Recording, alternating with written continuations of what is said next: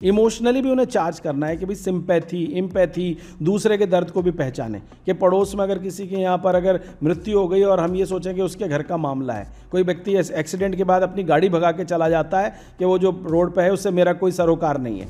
जैसे IAS है, Indian administrative service, IRS है, रेवेन्यू सर्विस, रेलवे सर्विस, यहाँ तक कि आपके टेलीकम्युनिकेशन सर्विस भी है, इंफॉर्मेशन सर्विस भी है।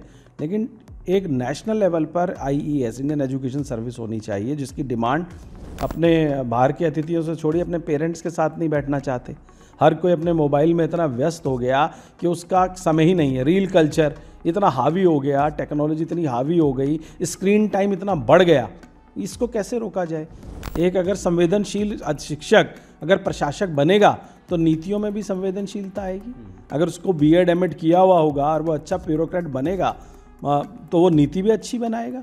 तो जब तक आप अगर इमोशनल वेलबींग पे काम नहीं करेंगे, आप IQ के साथ EQ और SQ को समाहित नहीं करेंगे, इंटेलिजेंट कोशेंट, इमोशनल कोशेंट और स्पिरिचुअल कोशेंट, जब तक ये तीनों को आप इंटीग्रेट नहीं करेंगे, केवल मैकेनिकल रोबोट नहीं बनाने। एजुकेशन को सिविल सर्विसेज में अभी तक एक विषय नहीं माना गया, जबकि पाली, प्राकृत, मैथिली जैसी लैंग्वेज भी उसमें सब्जेक्ट हैं, पर education still not considered as a subject. तो पेरेंट बनना आसान है, पर पेरेंटिंग को निभाना बड़ा मुश्किल है।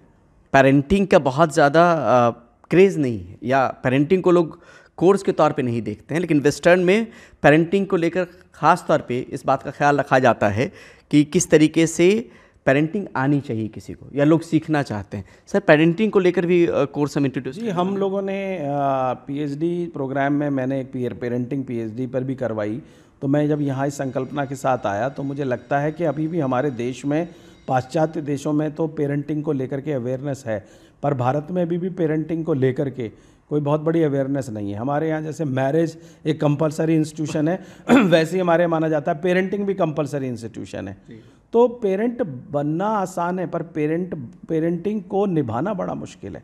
ठीक है, बायोलॉजिकल प्रोसेस से आप पेरेंट बन सकते हैं, लेकिन कैसे एक अच्छा पेरेंट बना जाए, कैसे बच्चों के सपनों को आप उड़ान दे सकते हैं, कैसे आप उनके लेवल पर आएँ, कैसे उनकी साइकोलॉजी को समझें, उसके लिए एक बहुत बड़ी मानसिक तैयारी चाहिए। हम हर किसी व्यक्ति को पेरेंट बनने की एक इजाज़त नहीं दे सकते, क्योंकि अगर आपने बिना पेरेंटिंग किए बच्चे को, आपने अगर दुनिया में आपने लेके आए हैं, अगर आप उसके राइट्स को आप प्रोटेक्ट नहीं रख सकते, उसकी ज़रूरतों को आप नहीं समझते, उसकी भावनाओं को नहीं समझते, तो उसी की वजह से होता है कि बच्चे अवसाद में चले जाते हैं, डिप्रेशन में चले जाते हैं, मूड स्विंग्स होते हैं। तो माताओं को, जो वुड बी पेरेंट हैं, उनको ये सीखना चाहिए कि किस तरीके से एक अच्छा पेरेंट बना जाए, और इसके लिए कोर्स होने चाहिए।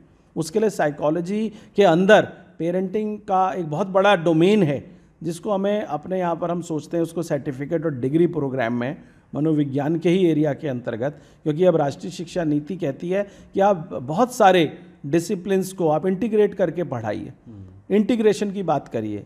तो अपनी जो भारतीय जो पूरी पद्धतियाँ हैं उसमें इन विषयों पर बहुत काम हुआ, लेकिन मुझे लगता है कि उसको रिवाइव करने की बहुत ज़रूरत है। और हमें अगर वाकई एक बड़ी नॉलेज इकॉनमी बनना है, एक बड़ी लार्जेस्ट इकॉनमी बनना है, और हमारे बहुत सारे लोग बाहर जाके इतना अच्छा काम कर रहे हैं, तो हमें इंडिया में भी, भारत में भी ऐसे कोर्सेज़ को लाना पड़ेगा। और अब जो युवा पीढ़ी है ना, वो बहुत ज़्यादा सपने देखती है और वो बहुत क्रिटिकली सोचती है, तो मुझे लगता है ऐसे कोर्स की बहुत डिमांड है। मतलब पेरेंटिंग एजुकेशन पे एक कोर्स, पेरेंटिंग एजुकेशन पर एक भावी समय में हम एक कोर्स शुरू करने जा रहे हैं, और मनोविज्ञान में भी, साइकोलॉजी में भी, और क्लिनिकल साइकोलॉजी भी ऐसे एरियाज़ हैं। क्योंकि कोविड के बाद अगर आप पोस्ट कोविड का सिनेरियो देखें तो फिज़िकल प्रॉब्लम्स तो हुई, लेकिन उससे ज़्यादा मेंटल चैलेंजेस भी हुए हैं। तो जब तक आप अगर इमोशनल वेलबींग पे काम नहीं करेंगे, आप IQ के साथ EQ और SQ को समाहित नहीं करेंगे, इंटेलिजेंट कोशेंट, इमोशनल कोशेंट और स्पिरिचुअल कोशेंट, जब तक ये तीनों को आप इंटीग्रेट नहीं करेंगे, केवल मैकेनिकल रोबोट नहीं बनाने, केवल धन कमाने की मशीनें नहीं पैदा करनी, इमोशनली भी उन्हें चार्ज करना है कि भाई सिंपैथी, एम्पैथी, दूसरे के दर्द को भी पहचाने कि पड़ोस में अगर किसी के यहाँ पर अगर मृत्यु हो गई और हम ये सोचें कि उसके घर का मामला है, कोई व्यक्ति एक्सीडेंट के बाद अपनी गाड़ी भगा के चला जाता है कि वो जो रोड पे है उससे मेरा कोई सरोकार नहीं है। नहीं, यही नहीं सर, घर में भी कोई मेहमान आए तो हम जैसे लोग जब बचपन में थे तो पानी खुद पूछ लेते थे, बिल्कुल सही कह रहे हैं, पाँव हाथ जो है चरण पे खुद ब खुद चले जाते थे। बात पे आ रहा था। आजकल तो ये इतना बड़ा मुद्दा हो गया कि घरों में जाइए तो बच्चे अपने बाहर के अतिथियों से छोड़िए, अपने पेरेंट्स के साथ नहीं बैठना चाहते। हर कोई अपने मोबाइल में इतना व्यस्त हो गया कि उसका समय ही नहीं है। रील कल्चर इतना हावी हो गया, टेक्नोलॉजी इतनी हावी हो गई, स्क्रीन टाइम इतना बढ़ गया, इसको कैसे रोका जाए? अनर्गल बहुत सारी चीज़ें जो माइंड में मतलब अननोइंगली हमारे दिमाग में ठूसी जा रही हैं, और इससे सोशलाइजेशन ख़त्म हो गया। और जब तक सोशलाइजेशन नहीं बढ़ेगा, वो पीढ़ी कहीं ना कहीं अब ख़त्म होने के कगार पर है, जो दूसरे के लिए कुछ भी करने के लिए तैयार होती थी। घर में आपने कहा कि अतिथि आता था तो संस्कार होता था कि बच्चे प्रणाम करते थे, साथ बैठते थे, माता पिता उनको इंट्रोड्यूस कराते थे, कई चीज़ें बातों बातों में वो बच्चों को सिखा जाते थे। तो ऐसी चीज़ें क्यों ख़त्म होती चली गई? क्योंकि हमने एक ऐसा माहौल बना दिया, एक ऐसा समय बना दिया कि कंपटीशन इतना हावी हो गया है, और जो समय बचता है वो कहीं ना कहीं हमारा डिजिटल टेक्नोलॉजी के जो दुष्प्रभाव हैं, प्रभाव भी हैं दुष्प्रभाव भी हैं, कहीं ना कहीं इसको रिड्यूस करने की समय है। दिल्ली शिक्षक विश्वविद्यालय 2022 में विधानसभा के एक्ट से बना, दिल्ली विधानसभा के एक्ट से पारित हुआ, एक्ट से निकला हुआ विश्वविद्यालय है। सबसे पहले इसके जन्म के विषय में बता दूं कि देश के अंदर अभी तक हमने IIM बनाए, IITs बनाए, NLU बनाए, एम्स बनाया, पर टीचर्स को समर्पित कोई बहुत बड़ा प्रयास नहीं हुआ। अब आप देखिए कि शिक्षा आयोग 1964-66, जिसको कोठारी आयोग कहते हैं, उसने भी कहा कि किसी भी देश का भविष्य वहाँ की कक्षा में पैदा होता है और संवरता है। Destiny of a nation lies in its classroom. तो उस डेस्टिनी यानी भाग्य को बनाता कौन है, उसका निर्माता कौन है? तो वो अध्यापक है। अध्यापक क्रिएटर है, वो सभी बाकी प्रोफेशंस को निर्माण करता है। लेकिन उसके प्रोफेशन में आज जाने वाले अच्छे बच्चे, अच्छे मतलब विद्यार्थी नहीं हैं। आप अगर सर्वे करें तो बच्चे हमारे आज के बहुत होनहार हैं, लेकिन IIT में जाना चाहेंगे, नीट क्वालिफाई करके MD करना, MBBS करना चाहेंगे, JEE क्वालिफाई करके वो इंजीनियर बनना चाहते हैं, क्लैट क्वालिफाई करके लॉयर बनना चाहते हैं, और कैट क्वालिफाई करके MBA करना चाहते हैं। पर उनसे अगर आप पूछें स्कूल के टाइम में 11वीं 12वीं में हमने सर्वे किया, तो वो एक टीचर के तौर पे इस प्रोफेशन में नहीं आना चाहते। उनके हो सकता है मदर प्रोफेशन हो, फादर भी हो सकता है टीचर हो, पर वो भी अपने बच्चों को नहीं चाहेंगे कि उस प्रोफेशन में आएँ। यहाँ पर आपको रोकना चाहता हूँ एक मिनट सर। अभी कुछ दिन पहले मैं एक वीडियो बना रहा था, कुछ चीज़ें पढ़ रहा था फिनलैंड को लेके। वहाँ पे यह बताया गया कि जिस तरीके से भारत में UPSC का एग्ज़ाम होता है, वहाँ पे टीचर के रिक्रूटमेंट का एग्ज़ाम ठीक उसी तरीके से बहुत नोबल प्रोफेशन माना जाता है, और उसी तरीके से उसको तवज्जो भी दी जाती है। बहुत अच्छा सवाल किया। देखिए, ये डिमांड बहुत पहले से है।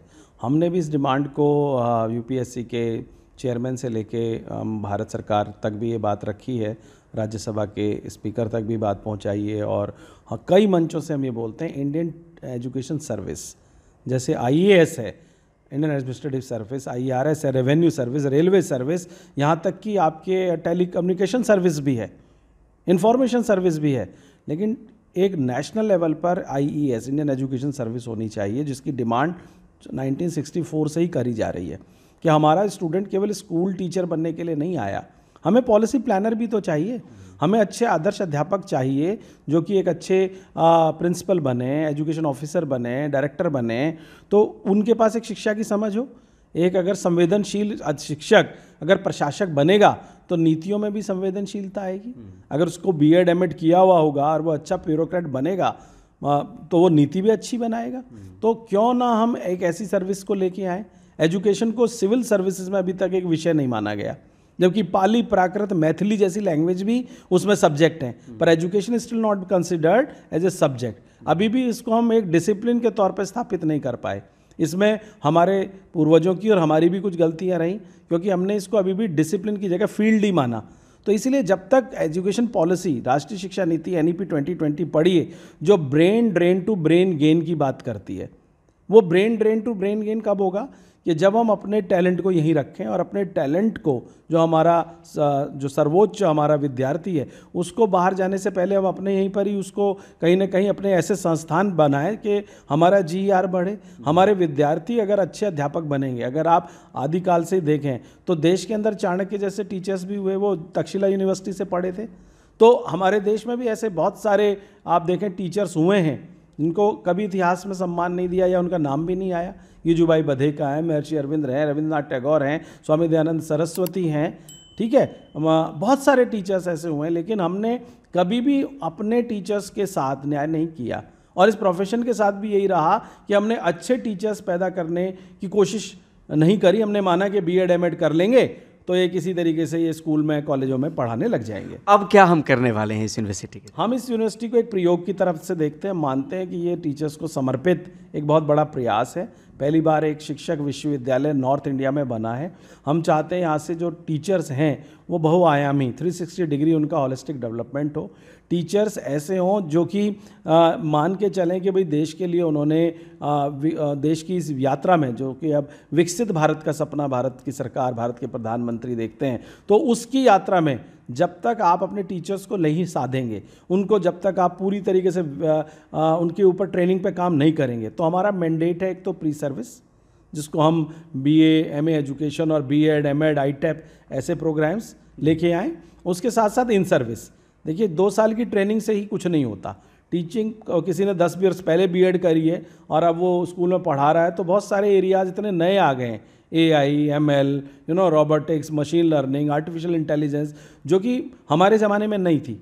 कोरोना के बाद हमने जूम और गूगल और वो तमाम वो भी देखे किस तरह से सॉफ्टवेयर आए, ऐप्स आ रहे हैं, मीटिंग कैसे होस्ट करनी है। तो आजकल टीचर्स को भी मल्टीटास्किंग करनी आनी चाहिए।